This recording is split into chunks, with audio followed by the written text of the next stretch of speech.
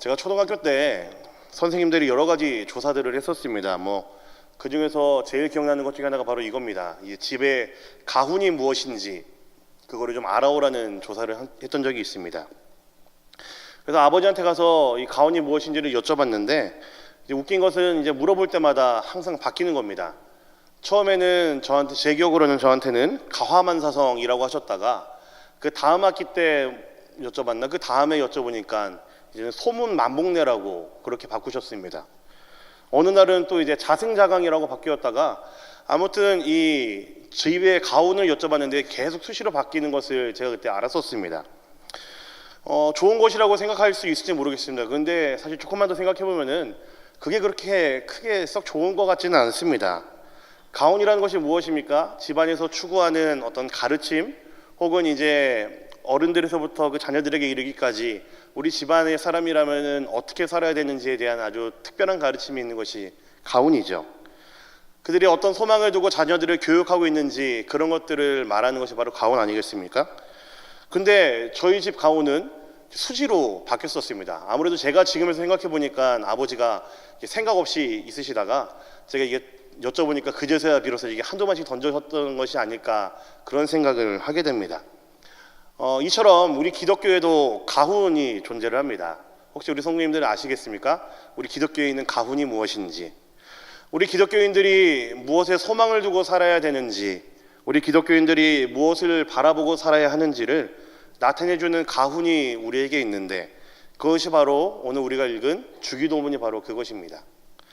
우리 예수님께서 가르쳐 주신 기도가 바로 우리 기독교인들의 말하자면 가훈이라고 할 수가 있을 것 같습니다. 그렇기 때문에 주기도문을 제대로 알면은 우리 기독교가 무엇에 소망을 두고 있는지, 우리 무엇에 비전을 두고 살아가야 되는 그런 자들인지를 너무나 분명하게 알 수 있을 것입니다. 오늘 읽은 말씀에서처럼 주기도문은 성경에 분명하게 기록을 하고 있죠. 우리 기독교가 이 주기도문을 얼마나 중요하게 여겼는지, 물론 사도신경과 십계명도 마찬가지입니다. 이 세 가지를 아마 기독교의 보물이라고 해도 제가 볼 땐 틀리지 않을 것 같습니다. 그래서 교회 역사에서 아주 훌륭했던 우리 교회 선배님들은 어거스틴이나 루터나 칼빈 같은 이런 분들은 주기도문, 사도신경, 십계명을 항상 성도들에게 가르치는 것을 권했었습니다. 우리가 잘 알고 있는 웨스트민스터 소요리 문답 같은 그런 것들이 있지 않습니까? 이제 이때 당시에 신학자들이 그리고 목사님들이 왜 이런 것을 만들어냈냐면요, 주기도문과 사도신경과 십계명 안에 있는 그 내용들을 더욱더 분명하게 그리고 자세하게 전달하기 위해서 이런 교리문답들을 만들어낸 것입니다. 사실 그것들이 가장 중요한 골자는 바로 이것입니다. 주기도문과 사도신경과 십계명을 분명하게 알려주는 것이 우리 신앙이 이게 대대로 전수되어 내려오면서 계승되어 내려오면서 우리에게 너무나 분명한 사실이라는 이야기이죠. 주기도문과 사도신경, 십계명 얼마나 중요한지 항상 성경을 사게 되면은 제일 두꺼운 겉장과 가장 마지막 장에 항상 기록이 되어 있습니다. 그만큼 우리 기독교에서는 너무나 중요한 것이 주기도문과 사도신경과 십계명이라는 이야기입니다. 하지만 이제 많은 기독교인들이 이 주기도문, 사도신경, 십계명을 굉장히 홀대하기 시작을 했습니다. 너무 우습게 생각을 하고요, 너무나 쉽게 생각하기 시작을 했습니다. 참 안타까운 일이 아닐 수가 없죠. 우리 성도님들이 혹시 십계명을 다 외우실 수 있으십니까? 지금 제가 당장 여기서 여쭤보기만 해도 바로 그 자리에서 탁탁 나올 정도로 십계명을 다 외우실 수 있으십니까? 네, 아마 조금 힘드실 것 같다는 생각이 듭니다. 또 제가 여러 해 동안 우리 아이들을 가르치면서 아이들과 예배를 드리면서 좀 봤던 모습 중에 하나가 무엇이냐면요, 아이들이 예배 시간에 가장 기다려하는 시간이 있습니다. 이게 무엇인지 아십니까 혹시? 설교 그러면은 전 100점짜리 사역자겠죠? 근데 절대로 설교가 아닙니다. 아이들이 예배 시간 제일 기다리는 것은요, 주기도문 하는 시간입니다. 왜냐하면 주기도문 할 때 무슨 일이 일어납니까? 예배가 마치기 때문에 아이들은 주기도문 항상 기다리고 있습니다. 그래서 주기도문 할 때가 되면은 아이들은 이 주기도문을 이제 정말로 무슨 주문을 외우듯이 하늘에 계신 우리 아버지의 이름을 그렇게 받으시면 이렇게 빨리빨리 해서 끝내버리고 말죠. 우리 기독교가 사랑해야 되고 우리 기독교가 제대로 가르쳐야 되는 주기도문, 사도신경, 십계명이 아무튼 이렇게 변두리로 밀려나서 굉장히 홀대를 받는 일이 너무나 자주 일어나고 있습니다. 그래서 저는 오늘부터 이 수예배 시간을 이용해서 주기도문을 한 구절 한 구절 좀 천천히 살펴보려고 합니다.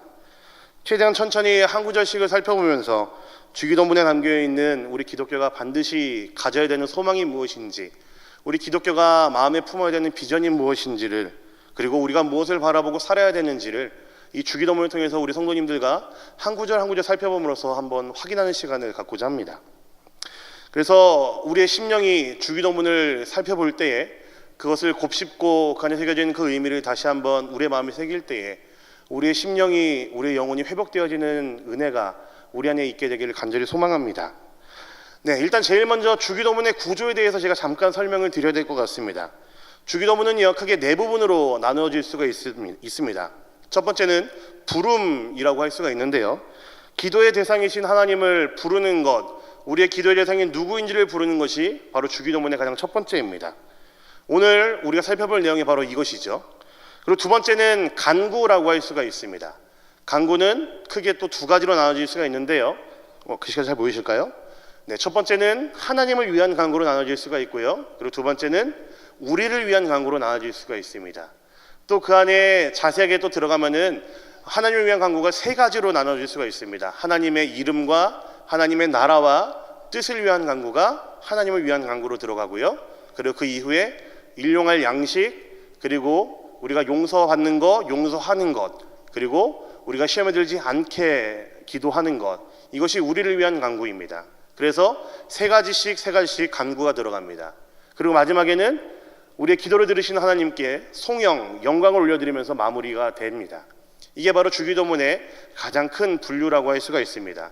부름, 간구, 하나님을 위한 간구, 우리를 위한 간구, 그리고 송영으로 마무리가 됩니다.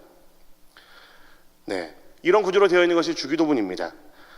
만약 누군가가 저에게 주기도문에 다른 이름을 붙여보라고 한다면은 저는 아마 오늘 설교의 제목처럼 이 이름을 저는 붙일 수 있을 것 같습니다. 하늘과 땅을 잇는 기도가 저는 주기도문이라고 생각을 합니다. 이것이 바로 주기도문의 역할이 참으로 이것이기 때문에 그렇습니다. 사실 우리 신자들의 기도 자체가 바로 이런 것 아니겠습니까? 하늘에 계신 하나님의 뜻을 우리의 삶을 통해서 실현해 나가는 것, 이것이 우리 신자들의 모든 기도가 되어야 되지 않겠습니까? 주기도문에 있는 모든 구절들이 전부 다 중요합니다. 사실 8구절이라고 얘기할 수 있는데요, 이 구절들 전부가 다 중요합니다. 하지만 저는 이번 시간부터 살펴볼 때 가장 중심을 둬서 살피고 싶은 구절이 바로 제목에 드러나는 것처럼, 하늘과 땅을 잇는 기도라는 이 제목에 드러나는 것처럼 바로 하나님의 뜻에다가 조금 더 집중을 해서 저는 살펴보려고 합니다. 하나님의 뜻을 위한 간구가 저는 가장 중요하다고 생각을 하고 있습니다. 아버지의 뜻이 하늘에서 이루어진 것처럼 땅에서도 이루어지길 바라는 것, 그래서 이 땅이 하나님 나라가 되게끔 우리가 살아가는 것, 우리를 통해서 하나님 나라가 이루어져 가는 것, 우리의 모든 삶이 하나님의 뜻을 실현해 나가고 하나님의 뜻 앞에 맞춰져서 살아가는 것, 이것이 바로 우리 신자들의 모든 삶이며 모든 기도의 제목이어야 되기 때문에 저는 주기도문에 다른 이름을 붙여보려고 한다면은 하늘과 땅을 잇는 기도라고 저는 이름을 붙이고 싶습니다. 오늘은 그 첫 번째인 부름에 대해서 살펴볼 건데요, 하늘에 계신 우리 아버지여 라는 이 부분입니다. 주기도문을 일컬어서 주께서 가르쳐 주신 기도라고 이야기를 많이 합니다. 마태복음 5장에서부터 산상수훈이 시작이 되죠. 산상수훈을 하시면서 예수님께서 잘못된 기도 습관에 대해서 이야기하시다가 제자들에게 제대로 된 기도가 무엇인지, 올바른 기도가 무엇인지를 가르쳐 주시면서 하시는 것이 바로 이 주기도문입니다. 그 시작을 이렇게 하고 있죠. 오늘 말씀 9절을 같이 한번 보도록 하겠습니다. 오늘 말씀 9절을 보겠습니다. 시작. 그러므로 너희는 이렇게 기도하라. 하늘에 계신 우리 아버지여, 이름이 거룩히 여김을 받으시오며. 네, 주기도문의 시작은 바로 이것입니다. 하늘에 계신 우리 아버지여가 주기도문의 시작입니다. 시작이라는 이야기 무슨 뜻이겠습니까? 중요하다는 이야기이겠죠. 처음 것을 잘 해놔야지 그 다음 것도 우리가 잘 알 수 있지 않겠습니까? 누군가를 부를 때 호칭을 어떻게 쓰는지를 들어보면은 그 사람과의 관계가 어떠한지를 우리는 충분히 짐작을 할 수가 있습니다. 제 딸 유리는 저에게 아빠라고 부릅니다. 근데 이 호칭을 저희 교회 청년들이나 제가 담당했었던 청소년부 아이들은 저에게 아빠라고 하지 않습니다. 저를 뭐라고 부르겠습니까? 강도사님 아니면은 도사님, 이렇게 저를 부릅니다. 저에게 아빠라고 부를 수 있는 것은요, 제 딸인 유리와 유리만 허락되어 있는 아주 고유한 호칭입니다. 유리가 저에게 아빠라고 불렀을 때 우리는 그것을 듣는다면 무엇을 짐작할 수 있습니까? 아, 아빠랑 딸의 관계이구나라는 것을 우리는 충분히 짐작을 할 수가 있습니다. 아빠와 딸의 관계, 아주 긴밀하고 연결되어 있는 관계라는 의미이겠죠.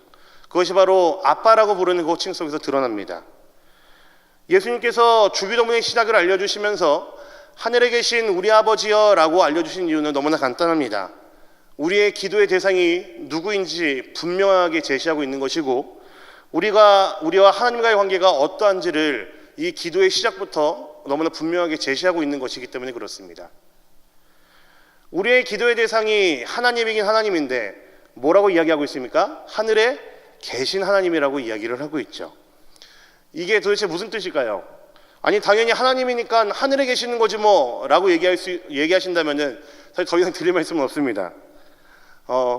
그런데 이 표현은 그런 단순한 표현이 아니고요, 하나님만이 가지고 있는 그 위대하심, 무한하심, 영원하심을 하늘에 계시다라는 이 표현 안에 그대로 담아놓은 표현입니다. 예수님께서 처음에 이 유대인들에게 그리고 제자들에게 하늘에 계시다라고 했을 때 아마 유대인들은 세 번째 하늘을 아마 떠올렸을 것입니다. 왜냐하면 이것이 그들의 문화 속에, 그들의 세계관 속에서 너무나 자연스러운 표현이기 때문에 그렇습니다. 유대인들의 사고의 구조 속에서 첫 번째 하늘은 새들이 날아다니는 하늘입니다. 우리가 눈으로 보고 있는 나비가 날아다니고 새들이 날아다니고 있는 하늘이 유대인들이 생각하는 첫 번째 하늘입니다. 그들에겐 두 번째 하늘도 있습니다. 이 두 번째 하늘은 하늘에 해와 달과 별이 떠 있는 그 하늘이 유대인들이 보기에는 그것이 두 번째 하늘입니다. 또 마지막 세 번째 하늘은요, 아무것도 없고 오직 하나님만 계시는 곳이 유대인들이 생각하는 하늘이었습니다. 그래서 우리가 잘 아시는 그 구절이 있지 않습니까? 사도 바울이 간증하면서 했던 고린도후서 12장에 나왔던 그 고백이 있죠. 사도 바울이 뭐라고 얘기합니까? 삼층천에 갔다 왔다는 이야기를 하잖아요. 그게 사실은 뭔가 특별한 의미가 있는 것이 아니고 사도 바울이 하나님을 보고 왔다라는 그 이야기를 하는 것이 삼층천이라는 표현을 한 것입니다. 그렇기 때문에 예수님께서 하나님이 하늘에 계시다라고 말한 것은 바로 이 뜻입니다. 온 세상과 비교가 안 될 정도의 존재라는 그 의미를 담고 있습니다. 그냥 하늘이라고 얘기하면 새도 있고 달도 있고 해도 있고 그렇게 생각하기 쉽지만, 예수님이 말씀하신 하늘에 계신 우리 아버지여, 하늘에 계신 하나님이란 이야기는 그 어느 것도 침범할 수가 없는 너무나 완벽하고 비교할 수가 없고 영원한 존재가 바로 하나님이라는 그 의미를 담고 있습니다. 가장 전지전능하시고 세상에서 가장 위대하시고 세상에서 가장 무한하신 분이 바로 하나님이라는 이야기를 하고 있는 것이죠. 그것이 바로 하늘에 계신이라는 그 표현에 들어있는 우리의 고백이어야 합니다. 그리고 그 안에 담겨있는 가장 중요한 의미 중 하나는 이것입니다. 이처럼 전지전능하신 그 하나님께서 우리의 삶을 돌보고 계신다는 그 고백이 그 안에 들어있습니다. 우리의 삶을 일일이 돌보시고 일일이 지키신 하나님이라는 고백입니다. 하늘에 계신 하나님께서 이 땅을 굽어 살피실 때에, 하늘에 계신 하나님께서 이 땅을 바라보실 때에 우리 인생들을 한 명 한 명의 삶을 지키고 계시고 우리 인생들을 한 명 한 명을 돌보고 계시고 불꽃 같은 눈동자로 우리의 삶을 지키고 있다는 표현이 하늘에 계신이라는 그 표현 안에 가득 담겨 있습니다. 이런 전지전능하신 하나님이, 우리를 지키시는 하나님이, 이런 무한하고 영원하신 하나님이 우리의 기도의 대상이라는 이야기이죠. 우리의 기도를 받으시는 분이 바로 이런 하나님이라는 고백입니다. 하늘에 계신 하나님을 이제 우리가 무엇으로 부르라고 예수님이 가르치십니까? 아버지라고 부르라고 가르치고 있죠. 이것은 우리 그리스도인들에게는 너무나 중요한 표현이 아닐 수가 없죠. 여기에 모인 저와 우리 모든 성도님들은 하나님을 뭐라고 부를 수 있습니까? 아버지라고 부를 수가 있습니다. 혹시 우리 성도님들 홍길동이라는 소설 아시죠? 역사적인 고증을 보면은 홍길동이라는 사람이 사실 실제 인물이었다는 이야기를 하고 있는데, 사실 소설에 등장하는 홍길동과는 그렇게 전혀 이게 관련이 없는 사람이라고 얘기를 합니다. 아무튼 그 허균이 쓴 소설 홍길동을 보시면은 좀 인상 깊었던 장면이 바로 이런 것입니다. 길동이가 이제 집을 떠나게 되는 계기가 등장을 합니다. 혹시 우리 성도님 아십니까? 길동이가 왜 집을 떠났는지? 네, 잘 모르시죠? 네, 그가 서자이기 때문에 아버지를 아버지라 부르지 못합니다. 그리고 그에게 형이 있었는데 형을 형님이라고 부르지 못합니다. 그의 신분의 한계 때문에 그것을 느끼고 그것을 울분이 터진 길동이가 집을 떠나는 것이 홍길동의 그 시작할 때 가장 큰 포인트 중에 하나입니다. 철저한 신분사회, 조선사회에서 그가 서자라는 것은 굉장한 핸디캡이었었습니다. 그가 아무리 열심히 하고 아무리 노력한다 해도 그가 올라갈 수 있는 것은 한정적이었고, 무엇보다도 가슴 아픈 것은 호부 호용을 못한다라는 데 있었죠. 뻔히 아버지가 계신데 아버지를 아버지라고 부르지 못하고 대감님 혹은 영감님이라고 불러야 됐습니다. 뻔히 형님이 있지만 형님이라고 얘기하지 못했습니다. 그래서 길동이가 그 울분을 감고 풍운의 꿈을 꾸고 집을 떠나게 되죠. 그래서 떠나기 전에 아버지를 찾아와서 이제 길동이가 인사를 드립니다. 그때 아버지가 길동이에게 이렇게 이야기를 합니다. 나중에 한번 서술책에 보시면 한번 찾아보십시오. 아버지가 이런 이야기를 합니다. 길동이에게 내가 오늘은 너에게 호부를 허락하노라 라는 이야기를 합니다. 한번 상상해 보십시오. 이 말을 들은 길동이의 마음이 어떻겠습니까? 평생을 아버지를 아버지라고 부르지 못했고 형님을 형님이라고 부르지 못했는데 신분의 벽이라는 것에 막혀가지고 그는 그렇게 죽은 사람처럼 없는 사람처럼 살았어야 됐는데, 아버지가 있지만 없이 살았어야 됐는데 그 아버지가 허락을 합니다. 내가 오늘만은 너에게 호부를 허락하노라 라고 이야기를 합니다. 그 무엇과도 바꿀 수가 없을 정도로 아마 길동이의 마음은 벅찼을 것입니다. 우리가 충분히 예상할 수 있죠. 이처럼 우리가 하나님을 아버지라고 부른다는 것은 저는 이것과 굉장히 비슷하다고 생각을 합니다. 원래 우리는 하나님을 아버지라고 부를 수가 없는 존재였죠. 구약에서 하나님을 아버지라고 표현한 것은 보통 한 14번 정도 등장을 합니다. 그런데 이 구약에서 하나님을 아버지라고 불렀을 때는요, 우리가 지금 하나님을 개인적으로 아버지라고 부르는 것과는 좀 다릅니다. 구약에서 하나님을 아버지라고 불렀을 때는 이스라엘 민족의 아버지라고 했을 때 보통 아버지라는 표현을 썼었습니다. 절대로 개인적으로 하나님을 아버지라고 했던 사람은 없었습니다. 그런 유대인들에게 예수님께서 가르치신 것이 무엇입니까? 하나님을 아버지라고 부르라고 가르칩니다. 너희의 기도를 듣고 계신 분이 바로 하나님 아버지라고 가르치기 시작하셨습니다. 젊은 사람들의 말대로 한다면요, 이때 이야기를 들은 모든 유대인들은 정말 멘붕이 왔을 정도로 엄청난 이야기를 예수님이 하신 것입니다. 길동이와 아버지 사이에 넘볼 수 없었던 신분의 벽이 있었습니다. 우리와 하나님 사이도 마찬가지입니다. 절대로 넘볼 수가 없는 신분의 벽이 있습니다. 그럼에도 예수님께서는 우리로 하여금 하나님을 아버지라고 부르게 가르치셨습니다. 그냥 호칭뿐만이 아니고요, 실제로 우리 인생의 진짜 아버지 되시는 분이 바로 하늘에 계신 하나님이라는 그 표현입니다. 그리스도인의 가장 큰 특권 무엇입니까? 아마 이런 질문 하신다면 우리가 얘기할 것들이 굉장히 많이 있겠죠.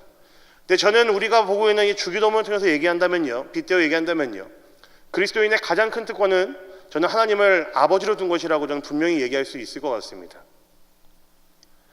우리 모든 그리스도인이 가질 수 있는 가장 큰 특권, 하늘에 계신 하나님을, 전지전능하신 그 하나님을 감히 우리가 아버지라고 부를 수 있다는 것, 이것이 바로 우리 모든 그리스도인들의 특권 아니겠습니까?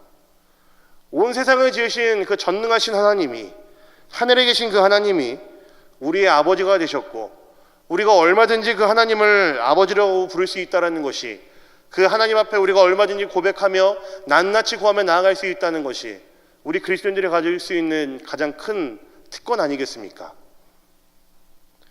이 관계는 오직 예수님을 통해서만 우리가 확인이 가능합니다. 우리가 예수님을 우리의 진짜 구주로 믿을 때에만, 예수께서 우리의 진짜 구주가 되셨음을 우리가 고백했을 때에만 우리는 하나님을 분명히 아버지라고 고백할 수 있고, 하나님은 분명히 우리의 진짜 아버지가 되십니다. 그래서 성경에 보면 이렇게 되어 있습니다. 로마서 8장 15절을 한번 보도록 하겠습니다. 로마서 8장 15절입니다. 보겠습니다. 시작. 너희는 다시 무서워하는 종의 영을 받지 아니하고 양자의 영을 받았으므로 우리가 아빠 아버지라고 부르짖느니라. 우리가 아빠 아버지라고 부르짖을 수 있다고 이야기를 하고 있죠. 갈라디아서 4장 6절 말씀도 한번 보도록 하겠습니다. 한번 보겠습니다. 시작. 너희가 아들이므로 하나님이 그 아들의 영을 우리 마음 가운데 보내사 아빠 아버지라 부르게 하셨느니라. 아무나 할 수 있는 표현이 아니고요, 올 한해 성령의 은혜를 받은 사람들만이, 오직 예수를 구주로 고백하는 우리들만이 할 수 있는 아주 독특한 표현입니다. 하나님을 아버지, 하나님을 아빠라고 부를 수 있는 것, 우리 모든 그리스도인들만이 할 수 있는 아주 고유한 특권입니다. 아빠라는 말, 아람어인데요, 이 표현 자체는 우리가 쓰는 그 아빠와도 굉장히 흡사합니다. 유대인들도 어린아이들 때는요, 하나님을 친근하게 부를 때에, 아버지를 친근하게 부를 때에 아빠라는 단어를 사용했었습니다. 생각할수록 놀라운 일 아니겠습니까? 하늘에 계신 그 하나님, 우리와는 차원이 다른 그 존재이신 그 하나님을 우리가 이제는 아버지, 아빠라고 부를 수가 있습니다. 그것도 친히 그 하나님이신 예수님께서 우리에게 가르치신 것이 이것입니다. 너희가 기도해야 되는데 이렇게 기도해라. 하늘에 계신 하나님 말고 하늘에 계신 우리 아버지여, 너희가 이렇게 기도해야 된다라고 예수님께서 우리에게 가르치신 것이죠.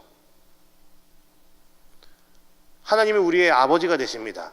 너무나 가슴 뛰게 하는 우리의 특권이고, 우리의 마음을 너무나 용서숨치게 하는 우리에게 허락하신 특권 아니겠습니까? 우리가 한 가지 더 이 부름을 통해서 확인해야 될 것이 있습니다.